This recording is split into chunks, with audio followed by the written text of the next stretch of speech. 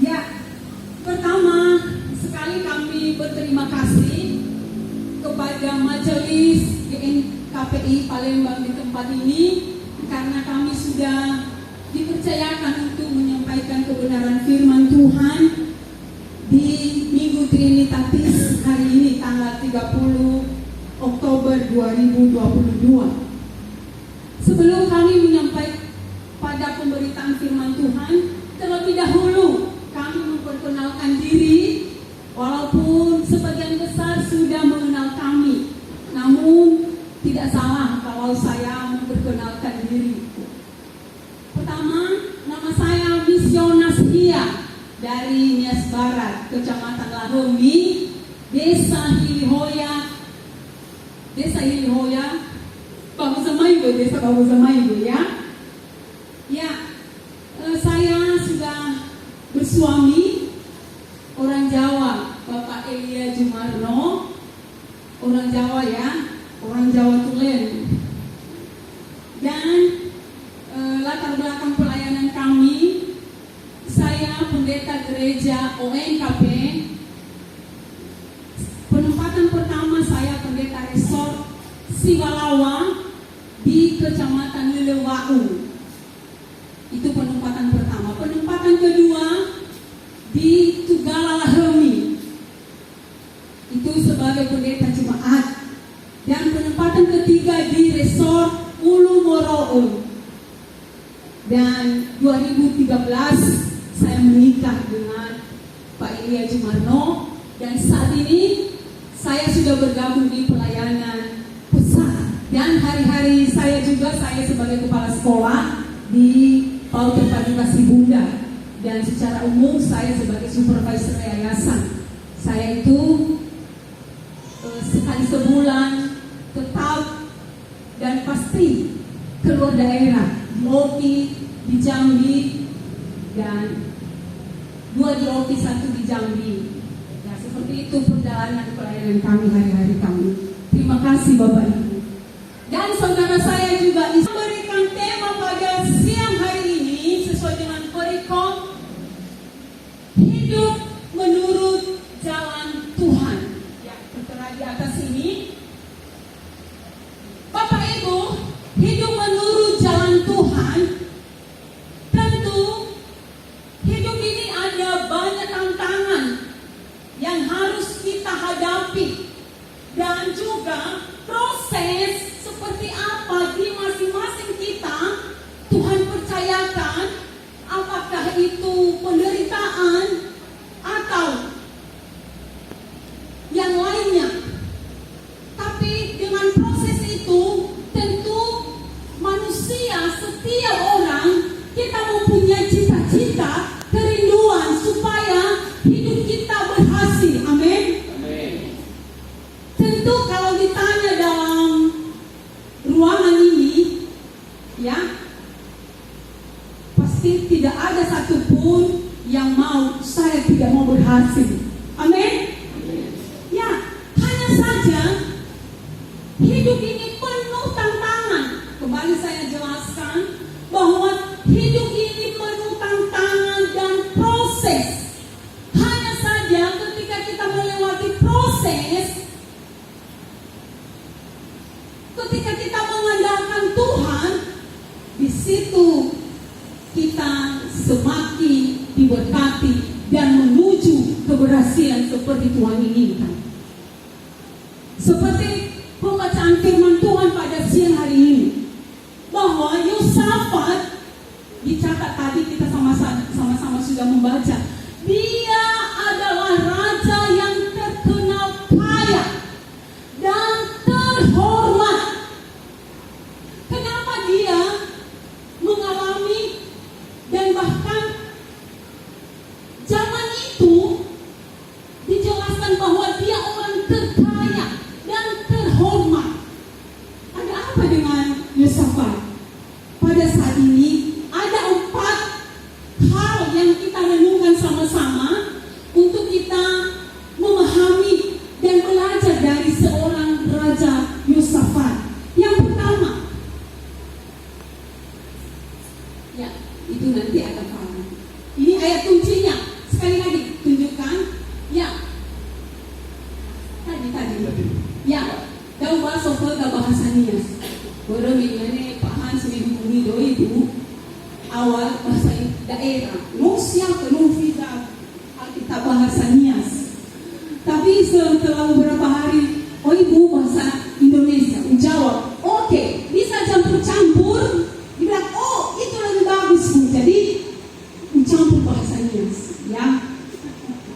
Tidak bersalah, yo. Oke. Datang Indonesia membahas bahasa Nias 2-3 ya. Pame itu ku abe itu dunia manelanda di faktori hoba.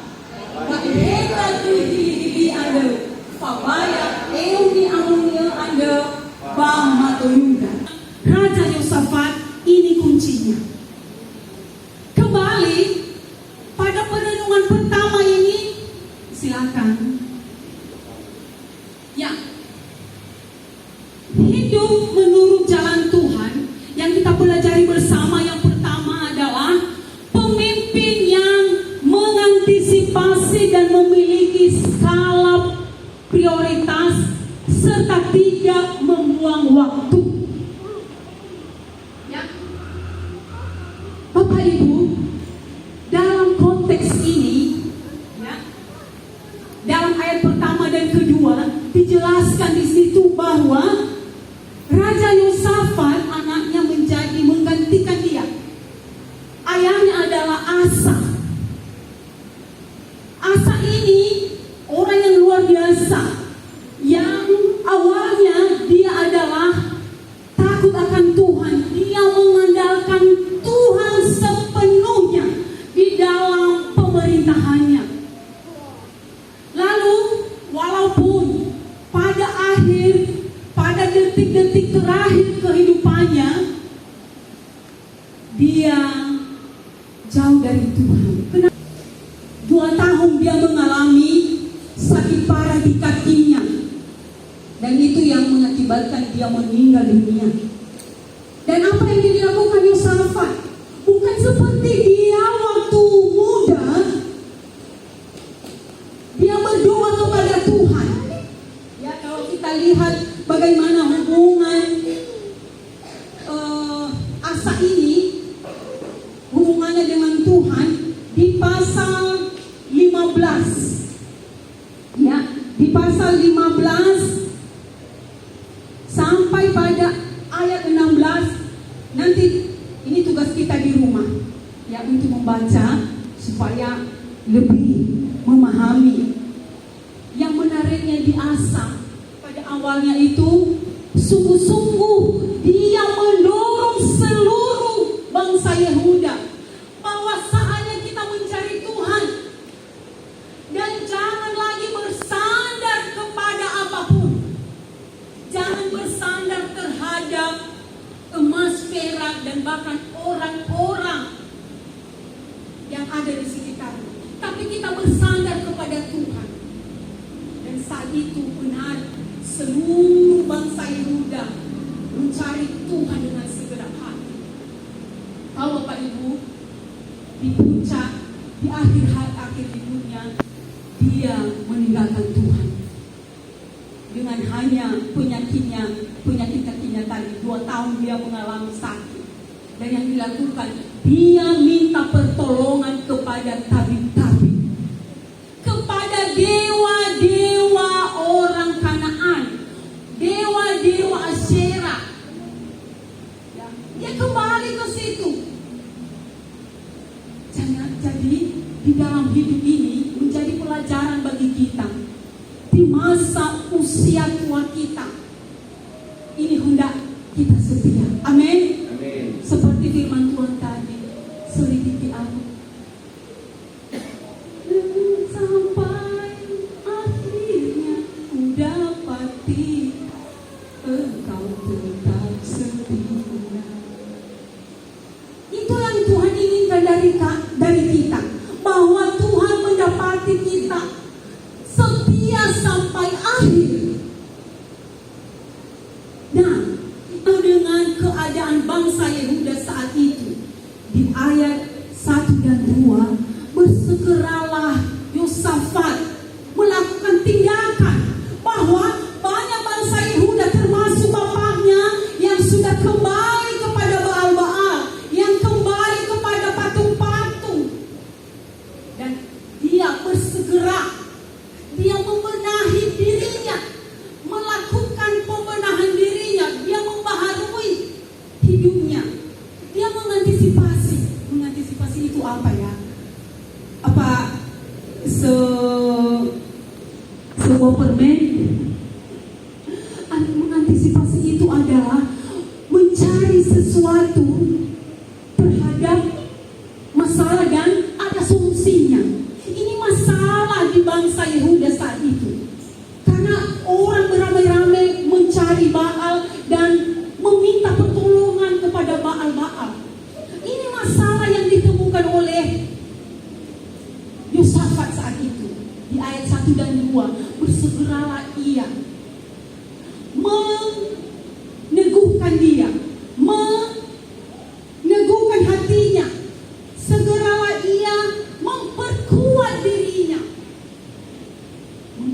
dirinya, mengantisipasi, dan dia memiliki skala prioritas dan mempunyai prioritas waktu. Ya, masalah kalau tidak ditangani secara cepat itu akan berbahaya, itu akan beramai-ramai mereka mencari Allah lain. Bapak Ibu, ini hal yang luar biasa untuk kita belajar kepada Raja Yosafat, ya. Dan ayat kedua, dengan menempatkan tentara di semua kota yang berkubu di Yehuda dan pasukan-pasukan pendudukan di tanah Yehuda serta kota-kota Efraim yang direbut oleh Asa ayahnya. Dia memantau, oh ini wilayah bapaknya Raja Asa. Dia bersegera, dia membenahi, dia harus bisa menyatukan lagi, bisa mengarahkan lagi iman bangsa Yehuda hanya kepada Tuhan saja. Itu yang pertama, Bapak Ibu. Yang kedua, ya, pemimpin yang hidup menurut kehendak dan jalan Tuhan.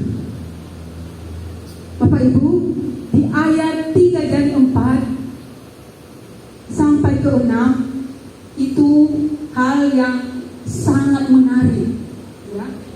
Ini dikatakan, dan Tuhan menyertai Yosafat karena ia hidup mengikuti jejak yang dahulu Daud bapa leluhurnya dan tidak mencari Baal-Baal melainkan mencari Allah ayahnya.